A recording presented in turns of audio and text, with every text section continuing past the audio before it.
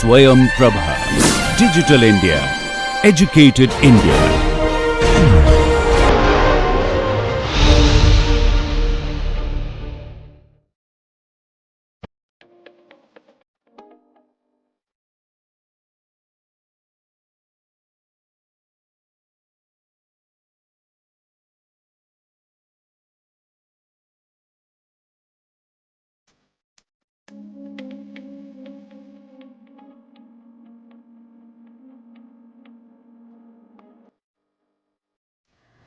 Hello everyone. So today we'll start our next topic, that is autonomic regulation of heart. So far we had discussed all about the abnormalities we have seen in ECG. Today we'll discuss about the autonomic pathway, what are the cardiac and the vascular receptors and how signal transduction occurs in these receptors, that is the cardiac and the vascular signal transduction. Now before moving on to the main topic, we will discuss about this ECG. This is the patient who has presented in an emergency with a severe chest pain for half an hour. So, what we see in this ECG, the first and foremost we should see about the sinus rate. So, the rate is, if we just calculate, so we have 1, 2, 3, 15 and 17. So, 1500 by 17, it will be approximately 80 beats per minute. It will range between 75 to 80 beats per minute, that is the rate. So, and then the rhythm is usually what we are saying over here is regular. So, it is a regular rhythm. How we are getting the PQRS complexes? So, P wave is usually normal. We are having a P wave, which is the P waves are usually normal. Then the QRS complexes also we are getting within the normal range.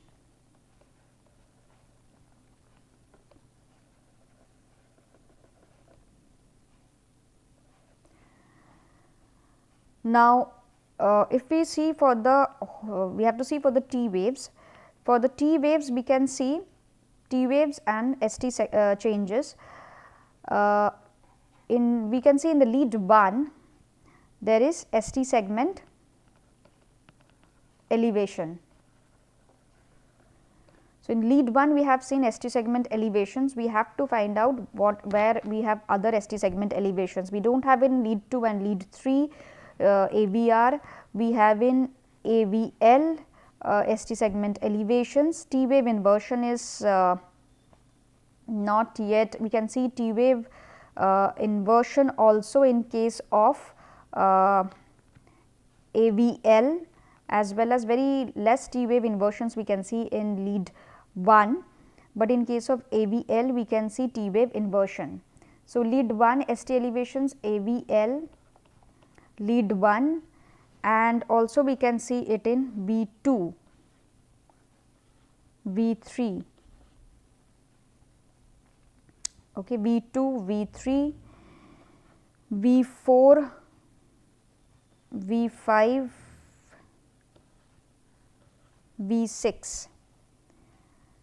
So, ST segment elevations we are getting from V2 to V6, which means the anterior leads as well as the lateral leads, with the lateral leads is 1 AVL and V5, V6, usually the lateral leads depicts that, and anterior we have generally V2, V3, that is V3 and V4, but here V2 is also affected. So, anterior and lateral portions we could see, and we have seen the T wave inversion in case of AVL leads, and we did not see any of other T wave inversions. Also some we have seen in case of V4 leads T wave inversions, and also we could see few Q waves we could see few Q waves in case of lead V2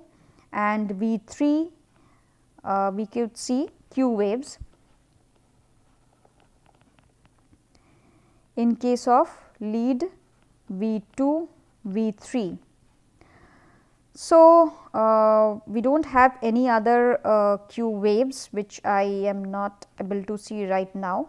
So, ST segment elevations in case of lead 1 AVL V2 to V6 with T wave inversion, I have seen in AVL T wave inversion is present. Q waves is seen in V2 and V3. So, which means this is acute, ST segment elevation is there. So, definitely it is acute anterior leads as well as lateral leads. So, it is acute anterolateral STEMI or acute anterolateral ST elevated myocardial infarction. So, this is the diagnosis of this patient presenting with such symptoms with severe chest pain as well as this ECG. So, with this next we will move on to the autonomic nervous systems. Now, with the references or with the lectures so far we have covered in abnormal ECGs, it is not very easy to become a pro in ECG unless and until you practice seeing the ECGs regularly. So, with if you just go through various ECGs regularly and with the concepts, then you could easily make out what are the changes in the ECG very fast. So, nervous system, we have central nervous system, peripheral nervous system. Central nervous system consists of brain and spinal cord, and peripheral nervous system we have autonomic nervous system, somatic nervous system. Somatic nervous system, through somatic nerves supply the skeletal muscles, and autonomic nervous system through autonomic nerves, that is sympathetic nerves and parasympathetic nerves, they usually supply the various target organs like glands, cardiac muscles, and we have various blood vessels. So, these are the target organs. Now, what is the autonomic pathway? Generally, the autonomic pathway consists of two neurons, and these neurons usually make a synapse in the autonomic ganglion. Now, the postganglionic neurons, the activity of the postganglionic neurons is actually regulated by the preganglionic neurons whose cell bodies are present in the central nervous system. So, this is the preganglionic neuron, the cell bodies are present in the central nervous system. This is making a synapse, that is autonomic ganglion, and from here the dendrites which we are getting, that is postganglionic neuron, and this postganglionic neuron is making the synapse with the target tissues, whichever target tissues like glands, cardiac muscles and blood vessels. Now, this autonomic pathway, the morphology is different in case of sympathetic nerve fibers and the parasympathetic nerve fibers. In case of sympathetic nerve fibers, the preganglionic neurons are usually shorter. Now, before that I would like to say that all preganglionic neurons are cholinergic. You have to remember this, that all preganglionic neurons are cholinergic, that means they secrete the acetylcholine, and postganglionic neurons, depending on the nerve, whether it is sympathetic or parasympathetic, the neurotransmitter will be secreted. So, in case of sympathetic nerve fibers, the cholinergic neuron, the preganglionic cholinergic neuron, you can see this is very short, and the postganglionic nerve fibers, this is very long. So, sympathetic fibers have short preganglionic neuron and long postganglionic neuron. The reverse is occurring in case of parasympathetic fibers. We can see there is a long preganglionic neuron and there is a short postganglionic neuron. Now, the cholinergic nicotinic receptors, the receptors for the acetylcholine, that is nicotinic receptors, and the muscarinic receptors. So, the nicotinic receptors are present in the autonomic ganglion.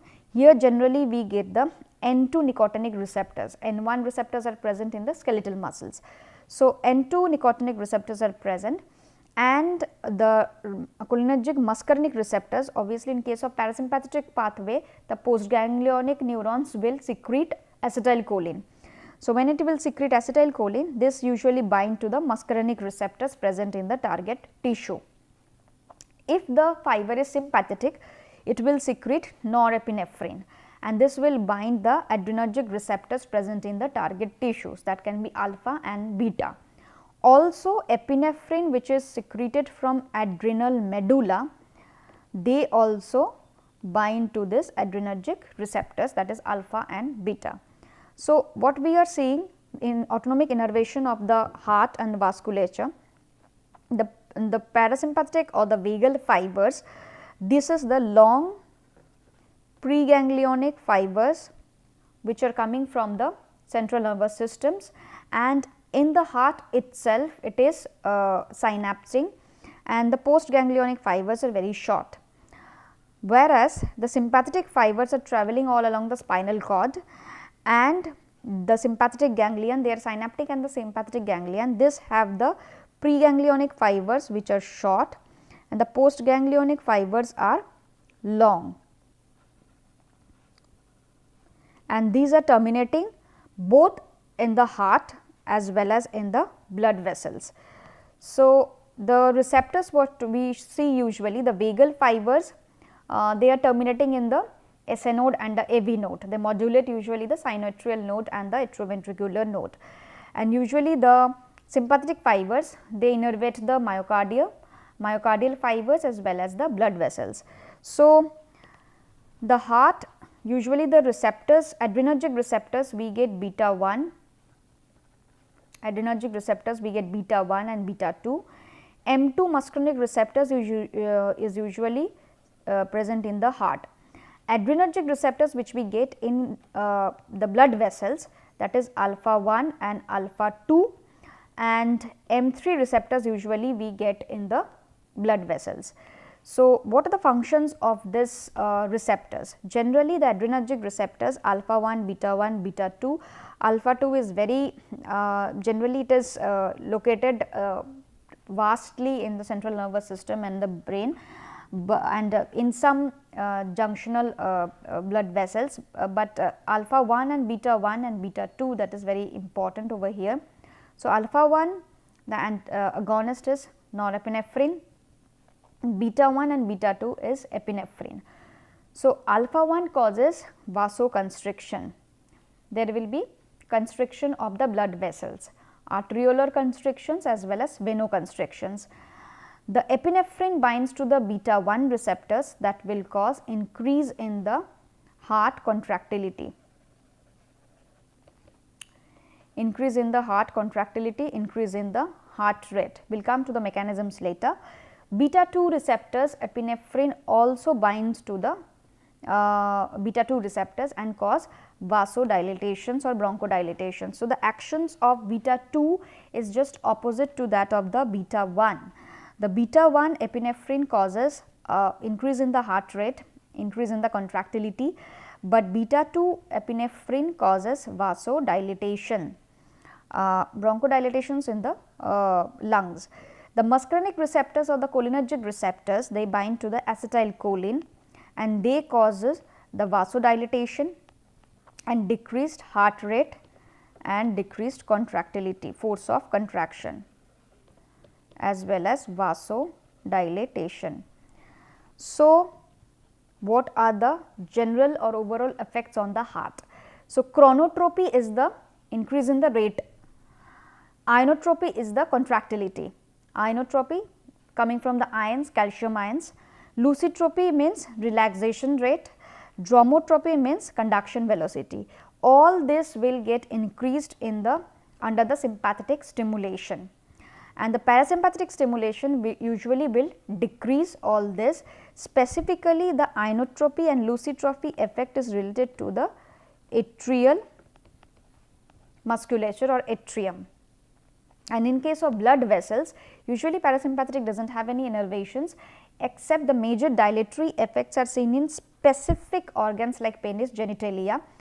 Besides that, the blood vessels, arterial the vasoconstrictions, which includes arterial constructions and the venous constructions, the sympathetic innervations usually play a very important role in that with the vasoconstrictions. Now, what is the cardiac signal transduction mechanism? The cardiac signal transduction mechanisms is usually linked with G protein. Now, G protein is G stimulatory protein and G inhibitory protein. So, whatever actions G stimulatory protein will have, the opposite role G inhibitory protein will occur. So, G proteins are usually attached to a molecule that is adenyl cyclase. So, adenyl cyclase usually what happens whenever norepinephrine or epinephrine is binding to the receptors present in the which related to the G stimulatory proteins, for example, beta 1 and beta 2. So, beta 1 and beta 2 receptors. So, this norepinephrine and epinephrine will bind to the G stimulatory proteins and stimulate the adenyl cyclase enzyme. Now, this beta 2 I am talking about the heart, which will which will increase the contractility. This is the cardiac receptors I am talking about. So, adenyl cyclase will get stimulated, there will be formation of cyclic AMP. So, increased cyclic AMP because of this adenyl cyclase enzyme stimulation will cause increased formation of protein kinase. This protein kinase will cause increased calcium influx. This increased calcium influx will cause more contraction. This is exactly reversal occurs in case of G inhibitory protein, and the receptors are one, we already know the muscarinic receptors, acetylcholine, the muscarinic receptors, also we have adenosine which binds to the A1 receptors. They bind to the G inhibitory proteins and the adenyl cyclase enzyme will be inhibited. So, the cyclic AMP will be inhibited, there will be less protein kinase and there will be less calcium influx, and thus relaxation or the less contraction of the muscle. So, that is how the cardiac signal transduction occurs. This I am repeatedly telling because beta 1 and beta 2 I have already told it is very important in case of vasodilatations. Now, that is beta 2 for the vessels, blood vessels. Here I have said the beta 2 increasing the contractility in case of heart rate, in case of cardiac receptors. So, beta 1 and beta 2 G stimulatory protein and acetylcholine or muscarinic, that is G inhibitory protein. Now, coming to the vascular signal transduction mechanisms. In case of vascular signal transduction mechanisms, beta 2 receptors which bind to the G stimulatory proteins, what it will cause? Again the same, it will stimulate the adenyl cyclase enzyme. Now, this vascular signal transduction means it is occurring in the blood vessels, and blood vessels are nothing but the smooth muscles. But here the mechanism of contraction of the smooth muscles is bit different compared to the other muscles. Now, because of the adenyl cyclase enzyme activation, there will be increased formation of cyclic AMP. Now, this cyclic AMP is actually a inhibitor of myosin light chain kinase. What is this myosin light chain kinase? Now, in case of smooth muscle contraction to occur, whenever calcium binds with calmodulin, the calcium calmodulin complex and the myosin light chain kinase activated, this will cause the contraction of the smooth muscles, here in case of vascular smooth muscles. But this happens, this myosin light chain kinase, this gets activated in presence of ATP. Now, whenever we are utilizing the ATP in the formation of cyclic AMP, that means the ATP is decreased, which means actually the cyclic AMP is an inhibitor of myosin light chain kinase. So, there will be no calcium influx and there will be no contraction of the muscles. So, that means The beta 2 is actually causing through G stimulatory protein relaxation. In case of vascular smooth muscles, it will be vasodilatations. Now, similarly, the opposite occurs in case of alpha 2 receptors, where alpha 2 receptors bind to the G inhibitory protein. Now, when alpha 2 receptors are binding to the G inhibitory protein, which means ATP will be more, adenyl cyclase is inhibited. So, ATP will be more and cyclic AMP will be less, which means the myosin light chain kinase will be activated and there will be contraction. So, vasoconstrictions occurs because of the alpha 2 receptors, but usually the action of the alpha 2 receptors is balanced or counterbalanced rather with the beta 2 vasodilatations in our body. The next is the alpha 1 adrenoreceptors. The GQ proteins present in the vascular smooth muscles are coupled with alpha 1 adrenoreceptors, and the specialty of the GQ proteins is they act through the second messengers inositol phosphate and diacyl glycerol. So, IP3 and diacyl glycerol, again this will cause increase in the protein kinases and this will cause calcium influx, and this calcium influx will cause contraction, hence contraction of the vessels occurs because of the alpha 1 adrenoreceptors, but alpha 1 adrenoreceptors specifically bind to GQ proteins, which is acting not via adenyl cyclase, but IP3 and DAG mechanisms.